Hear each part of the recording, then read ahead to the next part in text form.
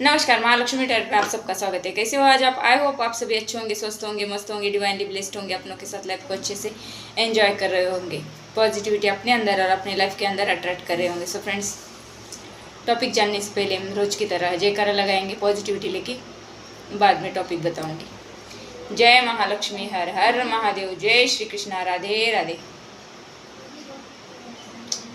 तो हमारा आज का टॉपिक है कि ईश्वर सबसे बाद में आते हैं। ऐसा क्यों? देखिए, हम ईश्वर से बाद में ही पुकार लगाते हैं, पहले नहीं लगाते। पहले हम हमारे भाई बहन, माँ बाप, चाचा चाची, अपने रिलेटिव्स, अपने फ्रेंड्स, इनको बुलाते हैं प्रॉब्लम में। पहले ईश्वर को बुलाते हैं, हम नहीं बुलाते। इसीलिए सबसे बाद में ईश्वर का सहारा लिया जाता है।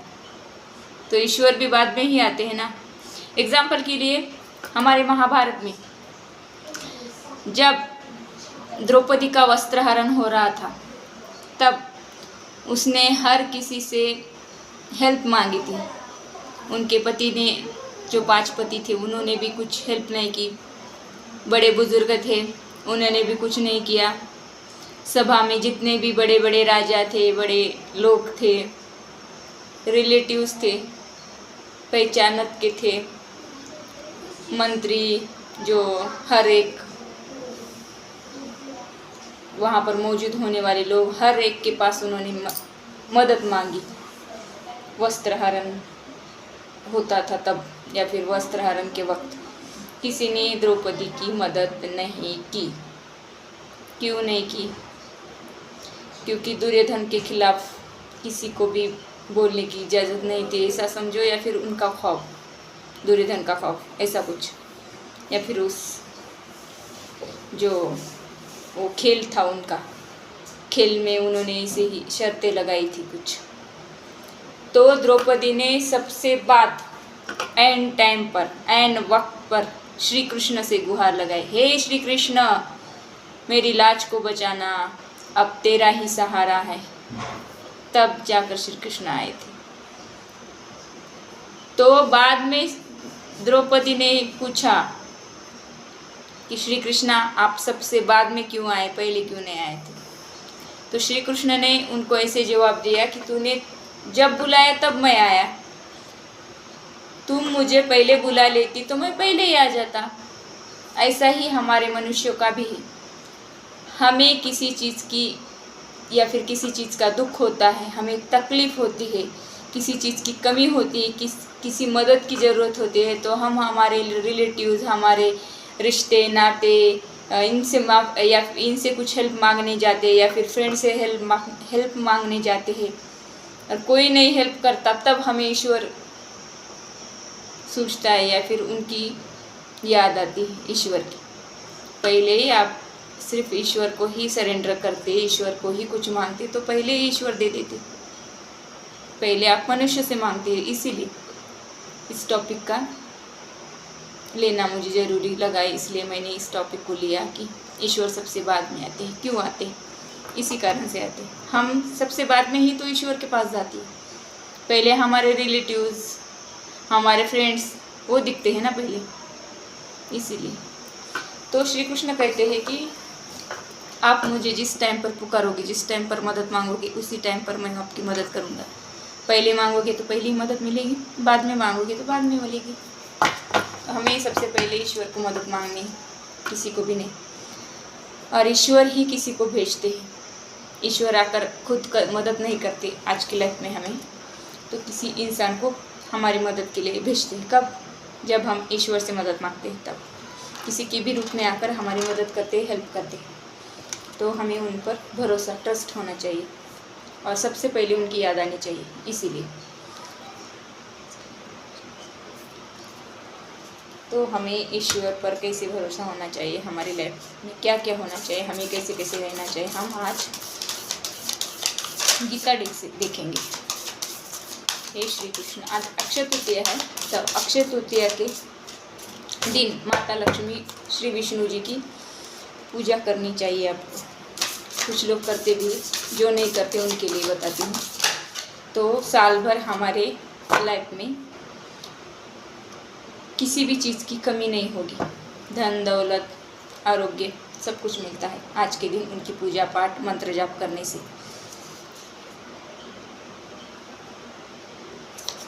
Offering word to God. जब हम काम करते हैं, कोई भी काम रहो, हम अपने लिए काम करते हैं ये सोचना ही नहीं। हम जो काम करते तो ईश्वर के लिए करते हैं ऐसे सोचना है। ईश्वर के लिए काम करना चाहिए या फिर ईश्वर के लिए काम करना है। हर काम को ईश्वर को समर्पित करके जो कुछ आप रोज बनाते हो खाने में या फिर कुछ भी जो भी आप आपके घर में पकता है, पकाते हो, बनाते हो खाने के लिए, उसका भोग आपको ईश्वर को लगाना है।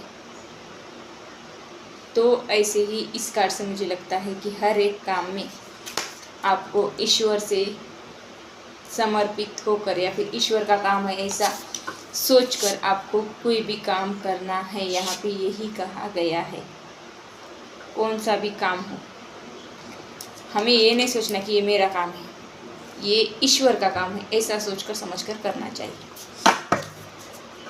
देखिए कोई बिजनेस, कोई दुकान, कोई शॉप हमारा रहता है तो हम, मेरा शॉप है, मेरा दुकान है, यहाँ पे मेरा नहीं, ईश्वर का है। ईश्वर के घर का मैं नौकर हूँ या फिर ईश्वर का मैं नौकर हूँ, उनका चेला हूँ, उनका शिष्य हूँ, उनके इशारों पर मैं ये दुकान चलाता हूँ, उनकी दुकान है, उनका जॉब है, उनका बिजनेस है। ऐसे बोलकर ईश्वर के लिए आप काम कर रहे हो ऐसा समझकर आपको वो करना है।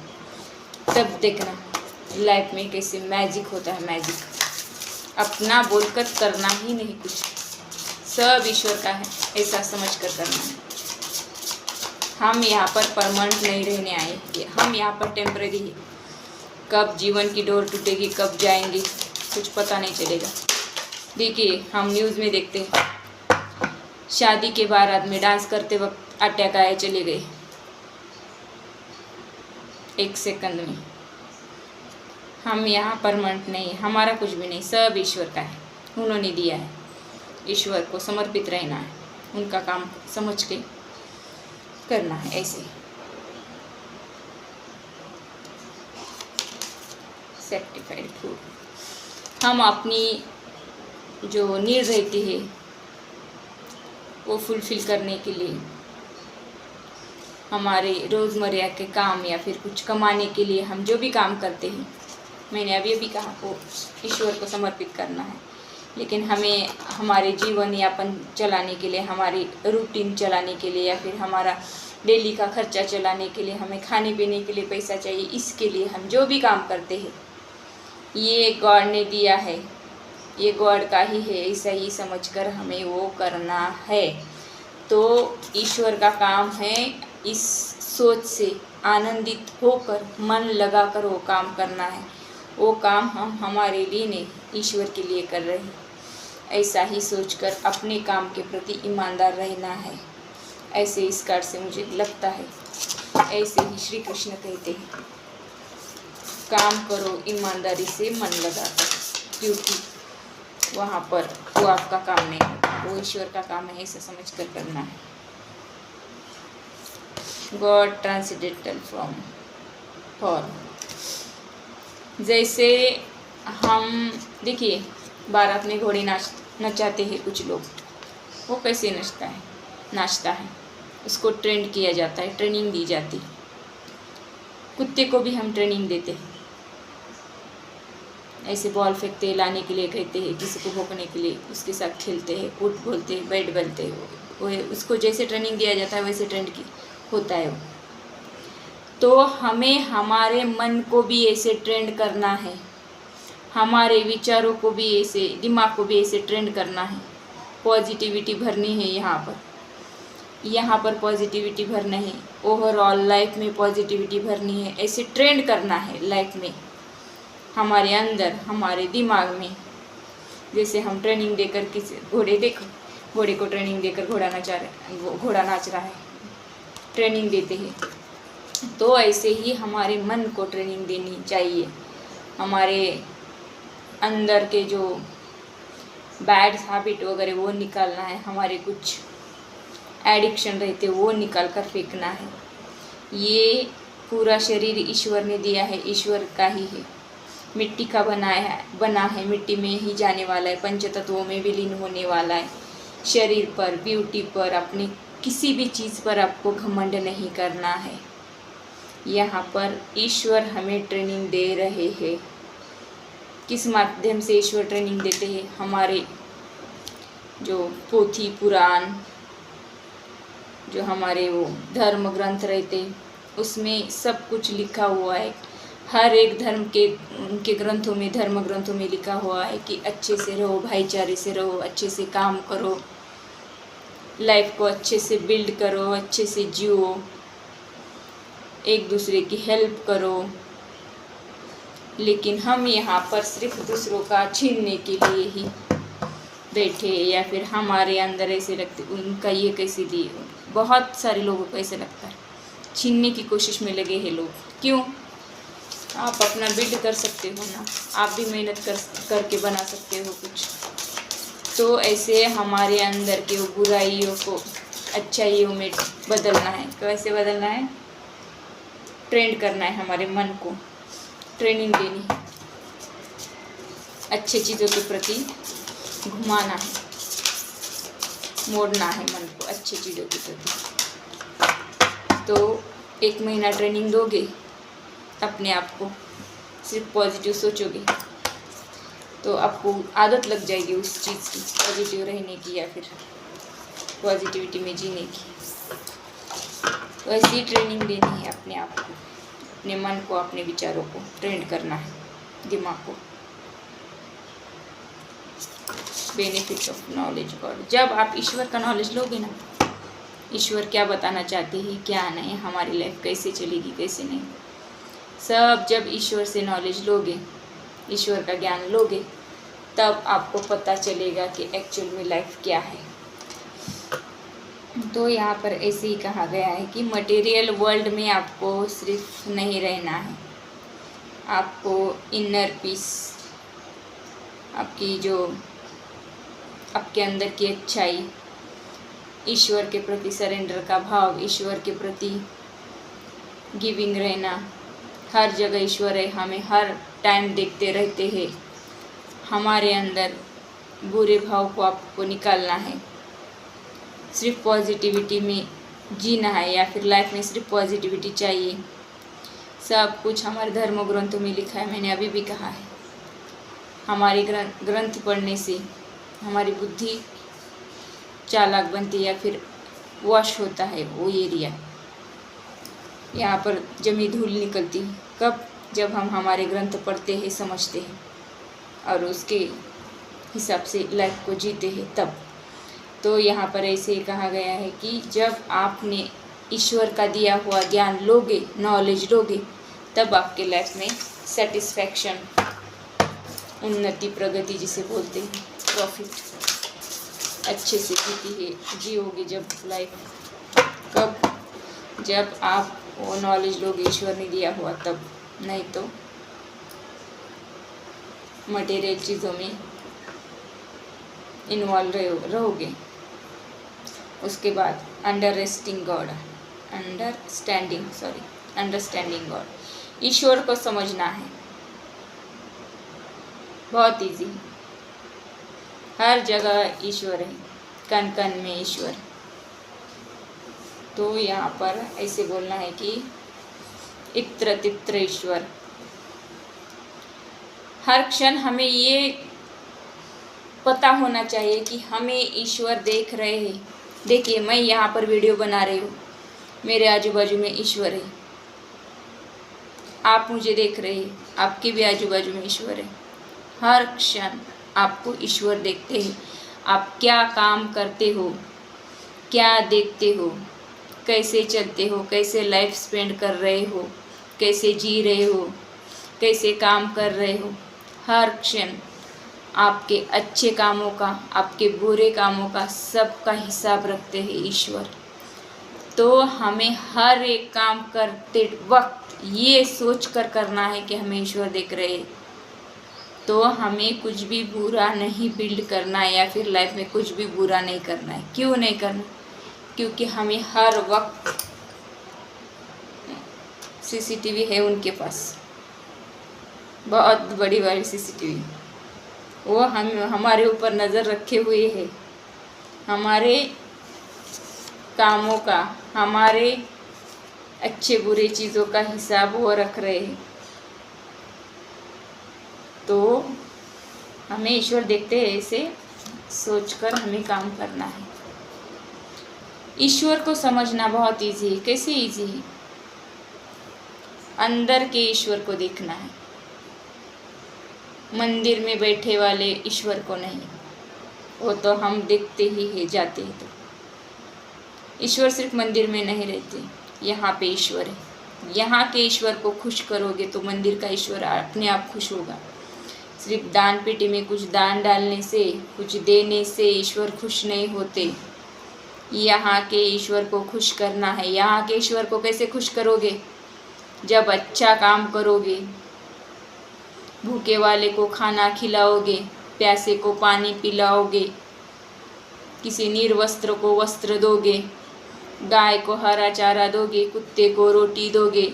या अभी धूप का टाइम है, गर्मियाँ चल रही है, तो आपको कुत्ते के लिए पानी रखना है, जानवर के लिए, पशु पक्षी के लिए दाना पानी रखना है। ये जब करोगे तो वो ऑटोमेटिक खुश होंगे और आपका जो अच्छा कर्मा है, गुड कर्मा इंक्रीज़ हो जाएगा, उसका लेवल बढ़ जाएगा और अपने मन को भी शांति मिलेगी कि मैंने इनके लिए खाना रखा, पानी रखा। देखिए, ये रख कर देखिए आप। अभी अप्रैल तो ख़त्म हो रहा है, मई जून 2 महीने कम से कम ये करो, फिर देखना अपने अंदर अपने आप शांति आ जाएगी, सेटिस्फैक्शन आ जाएगा। तो ऐसे करोगे तो आपको ईश्वर मिल गया, ऐसे आप समझोगे। यहाँ पे शांति, सेटिस्फैक्शन हो गया तो ईश्वर मिल गया, ऐसे समझना है। यहाँ पे ईश्वर होता है, सिर्फ मंदिर में नहीं। मंदिर में सिर्फ मूर्ति के फॉर्म में, यहाँ पे जिंदा ईश्वर है। अंदर झांकना है, यहाँ का ईश्वर। यहाँ हमारा मन साफ हो गया तो यहाँ पर ईश्वर आते हैं। गंदे मन में नहीं आते ईश्वर। गंदे हृदय वाले, गंदे विचारों वाले के अंदर ईश्वर नहीं बसते, वहाँ पर राक्षस बैठते हैं। ईश्वर को बैठाना है तो हमें अंदर से क्लींजिंग करनी है, मन को अच्छा करना है। हमारा दिल अच्छा हो गया, दिमाग अच्छा हो गया, सोचने का ढंग, देखने का ढंग पॉजिटिव हो गया, अच्छा हो गया। दूसरों के प्रति अच्छा भाव रखना, अच्छी सोच रखना, इससे हमारे अंदर ईश्वर खुश होते हैं। तो ऐसे ही यहाँ पे दिखाया गया है।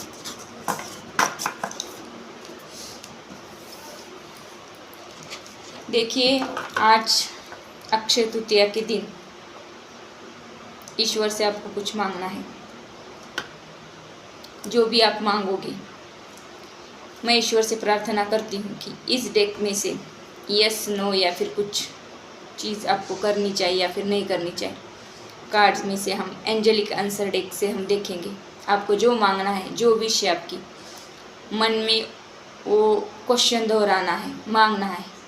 यस निकलेगा, ईश्वर पूरी करेंगे, नहीं करेंगे यहाँ पे हम देखेंगे।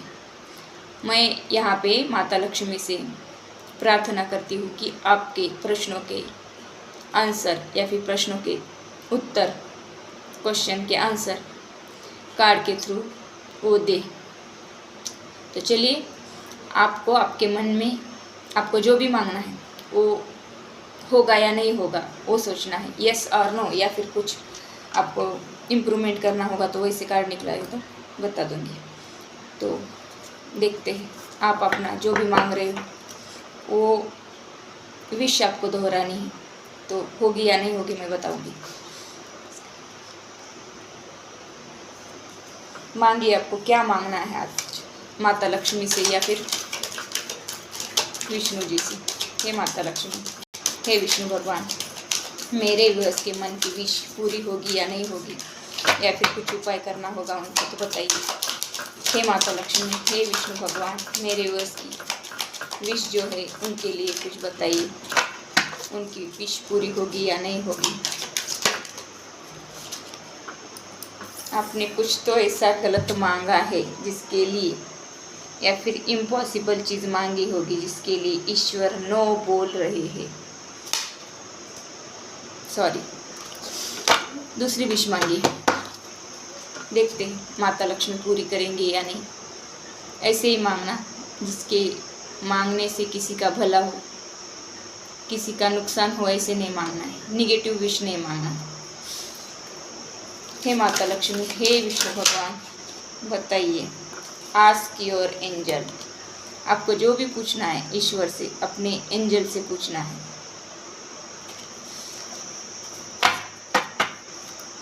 आप जो पूछना चाहते हो वो आप देखिए। हमें हमारे साथ, हर किसी के साथ एक एंजलिक पावर होती है। हर एक के स्पिरिट एंजल चलते हैं, स्पिरिट गाइड चलते हैं उनके साथ। तो आपको आपके स्पिरिट गाइड एंजल आपके, उनको पूछना है क्या है क्या नहीं। और पहले क्वेश्चन का आंसर नो क्यों बोला ईश्वर ने, वो भी पूछना है। मेडिटेशन करोगे, शांत बैठोगे तो आपको आपका आंसर मिल जाएगा। कुछ तो आपने ऐसा मांगा है जो ईश्वर नो बोल रहे हैं, उससे किसी का नुकसान हो सकता है शायद, या फिर वो आपके लिए अच्छी नहीं होगी। इसीलिए उनको पता होता है हमारे लिए जो क्या अच्छा है क्या बुरा है। जिनको मुझसे पर्सनल रीडिंग चाहिए वो मुझे मेरे व्हाट्सएप नंबर पे कांटेक्ट कर सकते हो। मेरा व्हाट्सएप नंबर डिस्क्रिप्शन बॉक्स में दिया है। पर्सनल रीडिंग के चार्जेस होते हैं, वो फ्री में नहीं होती। और हाँ, जिन्होंने मुझे सब्सक्राइब किया, सुपर थैंक्स दिया, शेयर, मेरे चैनल को शेयर किया, लाइक किया, उनके तहे दिल से धन्यवाद, शुक्रिया, थैंक यू। जिन्होंने मुझे जितनी भी राशि दी है इस चैनल पे, उससे मिलियन गुना इंक्रीज़ होकर उनको रिसीव हो पाए, यही प्रार्थना मैं माता लक्ष्मी से करती हूँ। आपके लाइफ में हमेशा धन दौलत सक्सेस पैसा भर भर के माता लक्ष्मी दे, यही प्रार्थना करती हूँ उनसे। तो मिलते हैं अगली रीडिंग में, तब तक के लिए बाय, टेक केयर।